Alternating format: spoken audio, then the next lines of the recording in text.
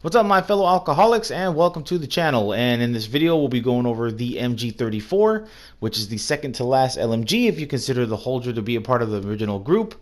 They did add it in later, but the holder will be next after this. And for this gun, personally, I had a love-hate relationship with it. I loved it a few times. I hated it a few times, especially with the sprint out speed, but we'll go over that in a little bit. I have two loadouts for you guys that I recommend and that I personally use, both for ground war and for 6v6 maps. Starting with the ground war loadout, we have the compensator for the muzzle, for the recoil control, and we have, I went with holographic sights. You can go with any sight you guys prefer, whatever you're used to. It doesn't really matter.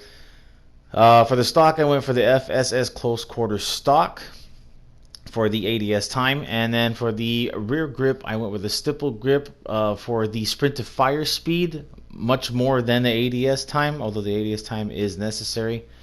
And then for the underbarrel, I went for the Merc foregrip for the recoil control and the hip fire accuracy. And the only reason why I always go for the Merc foregrip is with my particular play style, I tend to move around the map a lot more. So with the Merc foregrip, not running a laser sight that actually gives my position away around corners, the Merc kind of helps me with those hip fire to aim situations where you start hip firing and then you aim in, especially when you have a weapon that's really bad on ADS time, and the MG34 is pretty bad on the ADS time. So moving to the 6v6 loadout, I ran for the barrel. I ran the FSS stubby, which is for your ADS time and then your movement speed. I went with a 5 milliwatt laser in this loadout for the hip fire accuracy and the sprint to fire speed, which is necessary. The optic, I ran a red dot because it's close quarters, and the iron sights aren't the greatest for this gun. For the stipple grip tape is the rear grip that I ran for the sprint out time and your ADS time, and then again I went with a Merc 4 grip. So paired with the 5 milliwatt, the hip fire accuracy was definitely improved for the LMG. And the Merc 4 grip helps a lot for the vertical recoil, which you'll see in the wall tests in a second. But you can run no stock on this particular loadout, but you're hurting your recoil control a lot more. You don't want your recoil control to go too out of whack. You want those recoil patterns a little bit tighter. So coming to the wall test here, this is a stock standard MG, and as you can see, it's got a lot of vertical recoil with a hint of a horizontal, but it's not too bad. It's not very hard to control, but definitely has a lot of vertical recoil. Then this is the ground war loadout, and as you'll see, the ADS time is just a little bit slower than standard, but that's because, I mean, it's just a heavy gun. You know, it's just a little bit better. But as you can see, the vertical recoil is much tighter, and just about half the distance up the wall. And then this is the 6v6 loadout. So with the 6v6 loadout, using that stubby barrel will return the gun to its original recoil height, you know, as far as how high it'll go up the wall. But with that Merc 4 grip, it's a little bit tighter than standard, as you can see on the far left there. So Merc 4 grip definitely works out for the gun.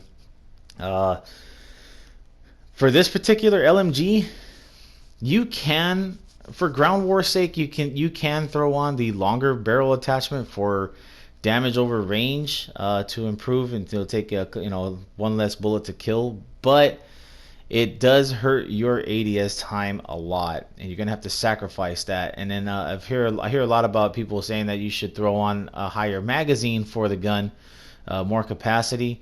But to tell you guys the truth, when I did that, the gun's fire rate, which happens to be pretty much the fastest fire rate, I have to say, in the LMG class, you're still gonna run out of ammo quick.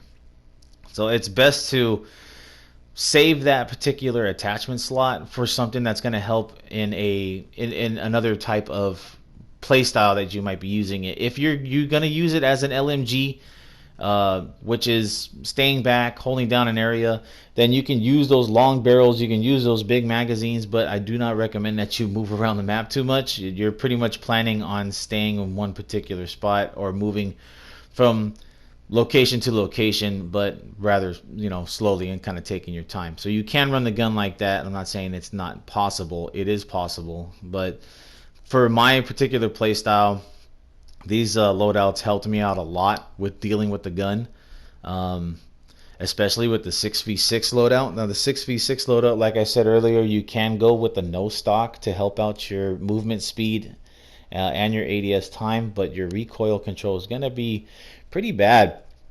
Like I said in the last video, these are LMGs.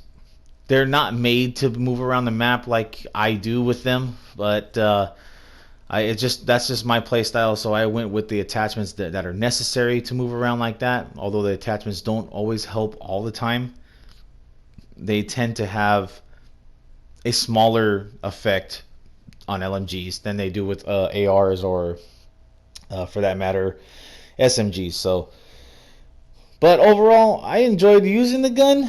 But like I said, with its ADS time, you know, sometimes it just got very, very triggering. That it's like God, I can't move around. I can't, you know, get to a good spot because I'm getting beat, you know, as far as sprint out time by SMG guys and AR guys, you know. So it's like it's kind of difficult to deal with. But once you get to those power positions in the maps, holding down areas, holding down objectives, everything like that, or for the campers out there, you guys, you know, holding down that one particular high traffic area, it's the gun works. The gun works fine, especially with its high rate of fire. It just seems like it melts people so fast, especially when you're hitting those headshots. So hopefully this video was useful for you guys. Hopefully you guys enjoyed it. If you did, don't forget the like button and subscribe if you guys haven't already. And don't forget the notification bell for any new uploads and streams. So next we'll be covering the Holger. And then after that, we'll get right into the SMGs. So you guys enjoy the rest of this video. And I'll catch you guys next time.